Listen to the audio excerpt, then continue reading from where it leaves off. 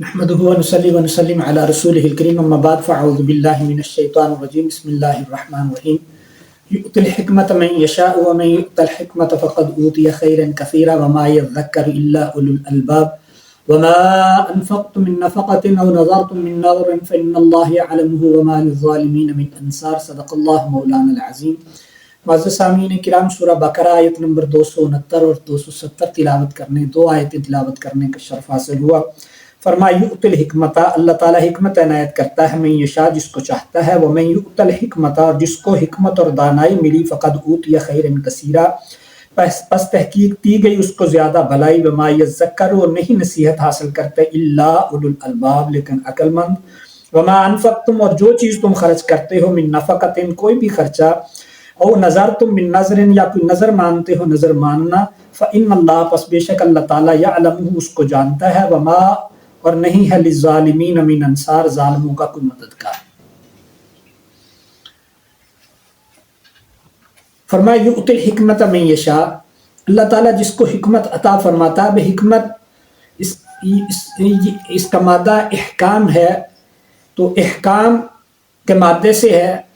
اس سے مراد اس کے تفسیر بحر محیط میں اس کے مفسرین کرام کے 30 اقوال ہیں اس کے بارے میں، اور تفسیر بحر محیط میں اس 30 اقوال کو ایک جگہ جمع کر دیا گیا ہے، اور تمام قریب ہمانہ الفاظ، ہمانہ مفہوم ہی ہے. تو بعض کہیں پر قرآن مجید میں حکمت کا لفظ یہ سنت کے لیے آیا ہے، اور کہیں پر یہ حکمت کا لفظ یہ دانائی اور فہم کے لیے آیا ہے. قرآن مجید کو بھی اللہ نے حکمت فرمایا ہے، یعلمہم الکتاب والحکمت، یہاں حکمت سے مراد صحابہ اکرام کا اتفاق ہے، مفسرین کا حکمت سے مراد یہ سنت ہے، نبی پاک صلی اللہ علیہ وسلم کا طریقہ ہے. اسی طرح قرآن مجید کو اللہ نے حکمت فرمایا ہے، آتاہ اللہ الملک والحکمت، یہی حضرت داؤد علیہ السلام کو اللہ نے فرمایا میں نے حکومت عطا فرمائی، اور حکمت دانائی حکومت چلانے کا سمجھ بوجھ اور فہم عطا فرمایا. اب حکمت کی تعریف علماء نے لکھی ہے، العلم النافع مودی الی العمل، یعنی حکمت ایسے علم کو کہا جاتا ہے جو مفید ہو اور انسان کو عمل تک پہنچائے. امام مالک رحمۃ اللہ علیہ فرماتے ہیں حکمت کا معنی سنت ہے. تو یہ میں نے بتایا قرآن مجید میں حکمت ہے. حضرت لقمان حکیم کو جو حکیم کہا جاتا ہے، تو حکیم دانائی اور فہم کی وجہ سے کہا جاتا ہے. وہ عربی میں طبیب ڈاکٹر کو کہتے ہیں، حکمت حکیم ان کی دانائی کی وجہ سے انہیں کہتے ہیں. اسی طرح من اتقن العلم والعمل، جو علم اور عمل دونوں میں پختہ ہو، جتنا علم ہے اس پر عمل بھی اتنا پختہ ہو، اس کو حکیم بھی کہتے ہیں، اس کو حکمت کہتے ہیں. اسی طرح حکمت کے بارے میں ایک قول یہ ہے، والحکمت وضع الامر امور فی محلها علی الصواب وکمال ذلک انما یحصل بالنبوہ. حکمت کے اصل معنی ہر شے کو اس کے محل میں رکھنے کے ہیں، اور اس کا کمال صرف نبوت سے ہو سکتا ہے، اس لیے یہاں حکمت کی تفسیر نبوت سے کی گئی ہے. تو یہ یعنی لیکن تمام کا خلاصہ یہ ہے، رأس الحکمت خشیت اللہ. نبی پاک صلی اللہ علیہ وسلم نے فرمایا حکمت کی اصل، حکمت کی بنیاد، اس حکمت کا خلاصہ یہ ہے کہ من خشیت اللہ، اللہ کا ڈر دل میں آتا ہے. یعنی حکمت اللہ کا خوف دل میں ڈالتی ہے. وہ فہم، وہ حکمت جو جتنے اقوال ہیں قریب المعنی ہے. یعنی نبی کی بات ہو تو حکمت سے مراد سنت ہے، بادشاہ کی ہو تو نظام حکومت چلانا ہے، اور عالم کی ہو حکمت تو دانائی اور فہم ہے، اور علم اور عمل ہے. نبی پاک صلی اللہ علیہ وسلم نے حضرت علی رضی اللہ تعالیٰ عنہ فرماتے ہیں، جب انہیں کہا گیا کہ آپ کو قرآن کے علاوہ بھی کچھ عطا فرمایا اہل بیت کو، تو فرمایا نہیں، او فہمن اوتیہ رجل، ہاں وہ فہم جو اللہ تعالیٰ نے عطا فرمایا وہ اللہ کی طرف سے ہے. یعنی یہاں فہم علی کو حکمت سے تعبیر کیا گیا ہے. اسی طرح نبی پاک صلی اللہ علیہ وسلم نے فرمایا، بخاری شریف میں ہے، من یرید اللہ بہ خیر یفقہہ فی الدین، اللہ جس کے ساتھ بھلائی کا ارادہ کرتے ہیں اس کو دین میں سمجھ عطا فرماتے ہیں. یہاں بھی مراد حکمت ہے کہ دین کی سمجھ، دانائی اور فہم عطا فرمانا ہے. ہمارے ہاں موجودہ زمانے میں حکیم یا دانشور، ڈاکٹر، وہ پی ایچ ڈی اسکالر، ان کو کہتے ہیں. یہ حکیم کے ہم معنی لفظ نہیں ہے، یہ حکمت و دانائی کے ہم معنی لفظ نہیں ہے. اس لیے کہ حکمت، دانائی اور حکیم جو قرآن نے کہا ہے، جو سنت نے کہا ہے، وہ ہے جس علم پر عمل ہو۔ یہ صرف علم ہے، عمل نہیں ہے، تو علم اور عمل دونوں ہوں تو وہ حکمت ہوتی ہے۔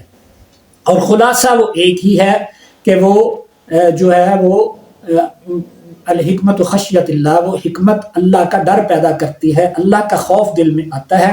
وَمَن يُؤْتِ الْحِكْمَةَ فَقَدْ أُوتِيَ خَيْرًا كَثِيرًا، جسے حکمت عطا کر دی گئی اسے خیر کثیر سے نوازا گیا۔ گویا حکمت یعنی فہم قرآن یا فہم دین تمام خوبیوں کا منبع ہے۔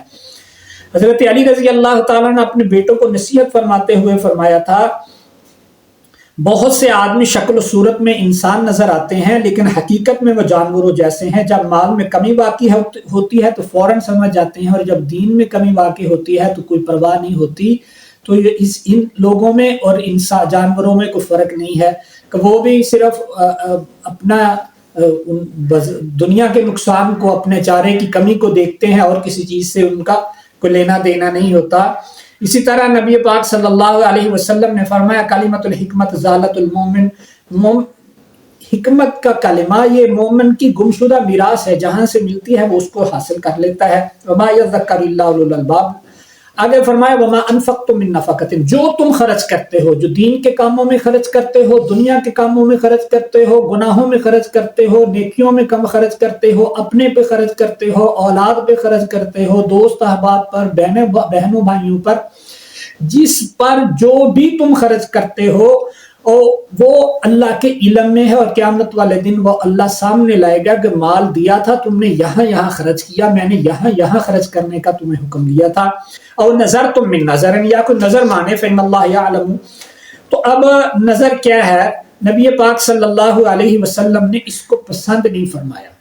نظر ماننا یعنی کوئی اللہ کے نام پر یہ کہتا ہے کہ اللہ اگر میرا یہ کام ہو جائے تو میں یہ صدقہ کروں گا، میں غریبوں کو کھانا کھلاؤں گا، یا میں مسجد بنا دوں گا، یا میں روزے رکھوں گا، یا میں نوافل ادا کروں گا، یا میں عمرہ کروں گا، یا میں حج کروں گا۔ تو یہ چیزیں نظر ہیں، تو اس کو پسند نہیں فرمایا گیا۔ فرمایا لا یغنی نظر عن قدر، تقدیر میں جو کچھ لکھا ہے نظر اس کو تبدیل نہیں کر سکتی۔ اور اللہ جب تمہیں، نبی پاک صلی اللہ علیہ وسلم نے فرمایا، جب اللہ تمہیں بے حساب عطا فرماتے ہیں پھر اللہ کے ساتھ شرط نہ باندھو کہ یہ کرو گے تو یہ دوں گا۔ یہ تو اللہ کی اتنی بڑی جو رحمت ہے تم پر، اس کے ساتھ شرط باندھ کے کم کر دیا کہ دو یہ ہوگا تو دوں گا ورنہ نہیں دوں گا، تو یہ اللہ کو پسند نہیں۔ جیسے وہ بے حساب عطا فرماتا ہے اور بغیر کسی شرط کے عطا فرماتا ہے، اور اللہ کے راستے میں جو کرنا ہے وہ بھی بغیر شرط کے کیا جائے۔ ہاں دوسرا نبی علیہ السلام، اب نظر جو ہے وہ صرف نیکی کے کاموں میں ہوتی ہے۔ اب اگر کوئی معصیت اور گناہ کی نظر مان لے، نبی علیہ السلام نے فرمایا لا نظر فی معصیت اللہ، گناہ کے کام میں کوئی نظر نہیں ہے، وہ فوراً اس نظر کو جو مانی ہے اس کو توڑا جائے گا، اور وہ قسم کا کفارہ ادا کیا جائے گا، 10 مسکینوں کو کھانا کھلانا، یا 10 لوگوں کو مسکینوں کو کپڑا، یا وہ روزے رکھنا، یا وہ تو یہ ہوگا، قسم کا کفارہ اس کو دے گا۔ اور نبی علیہ السلام نے فرمایا فقہا کا مسئلہ نظر عبادت، اور نظر ماننا یہ بھی عبادت ہے۔ تو عبادت صرف اللہ کا حق ہے، اگر کوئی نظر مان لے تو بابا حضرت خواجہ فرید الدین، حضرت خواجہ علی حجویری، یا حضرت سخی شہباز قلندر، ادھر جا کے ہم علی بن عثمان مروندی وہاں پر جا کر دیں گے تو یہ تو اللہ کا حق ہے، عبادت صرف اللہ کی جاتی ہے، تو یہ شرک ہے۔ اگر یہ ہو کہ ہم ثواب ان کو پہنچانے کے لیے وہاں چونکہ لوگ اکٹھے مل جاتے ہیں تو خرچ کریں گے، یہ بھی غلط ہے، اس لیے کہ اس کے وہی احکام ہیں جو زکوٰۃ کے احکام ہیں۔ وہ غریب و مستحق کو تلاش کر کے نظر کا مال انہیں دینا ہے، دینے کے لیے جو نظر مانی ہے وہ عام لوگوں کو نہیں دینا، اپنے گھر والوں کو نہیں دینا، محلے داروں کو نہیں دینا، ایسے وہاں لفنگوں کو جا کے نہیں دینا جو اکثر ان میں سے بے نمازی ہوتے ہیں۔ دیکھ کے دیندار لوگوں کو وہ دینا ہے، جیسے زکوٰۃ کے مسائل ہیں ویسے ہی نظر اور منت کے مسائل ہیں۔ اور کفارہ اس کا وہی ہے فإن اللہ یعلم، پس اللہ تعالیٰ تمہاری نیت کو اور منت کو خوب جانتا ہے۔ وما للظالمین من انصار، ظالموں کا کوئی مددگار نہیں ہے۔ اللہ سمجھنے عمل کی توفیق عطا فرمائے۔ وما علینا الا البلاغ۔